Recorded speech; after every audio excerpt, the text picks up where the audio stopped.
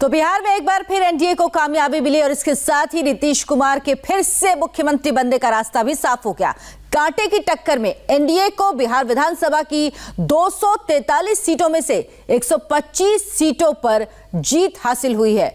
सीटों की यह संख्या बहुमत के जादुई आंकड़े 122 से 3 सीट ज्यादा है, जबकि एग्जिट पोल्स में आगे रहने वाले महागठबंधन को 110 सीटों पर ही संतोष करना पड़ा।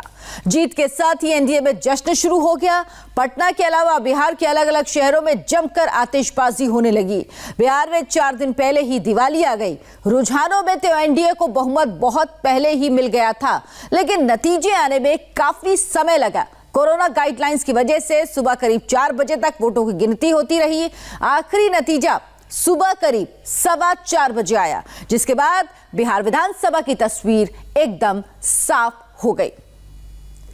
और अलग अलग सीटों की अब हम बात कर लेते हैं। आपको बताते हैं किस पार्टी को कितनी सीट मिली। तो एनडीए में सबसे बड़ी पार्टी बनी है बीजेपी, और बीजेपी ने 74 सीटें हासिल की हैं।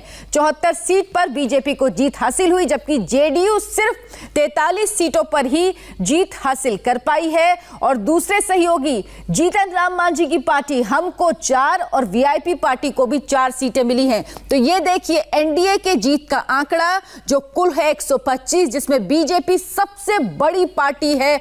74 सीट के साथ बीजेपी सबसे बड़ी पार्टी है। दूसरे नंबर पर जेडीयू है 43 सीटें, यानी बड़े भाई का रुतबा जो जेडीयू का था वो पहले ही खत्म हो चुका था। और अब नतीजों के बाद कह सकते हैं कि एनडीए में बीजेपी बड़े भाई की भूमिका में है। हमको 4 सीटें मिली हैं, इसके अलावा वीआईपी पार्टी को भी 4 सीटें मिली हैं। और अब ये देखिए बिहार में महागठबंधन की क्या स्थिति है। कुल सीटें 110 मिली है महागठबंधन को। आरजेडी बिहार में सबसे बड़ी पार्टी 75 सीटें हासिल की हैं। बीजेपी के पास ध्यान रखिए 74 सीटें हैं और आरजेडी को 75 सीटें मिली हैं। कांग्रेस जो महागठबंधन का हिस्सा है सिर्फ 19 सीटें हासिल की। कहा जा रहा है कांग्रेस ने ही महागठबंधन का खेल खराब कर दिया। इसके अलावा आपको बताते हैं कि जो अन्य पार्टियां हैं उन्होंने कितनी बढ़त हासिल की।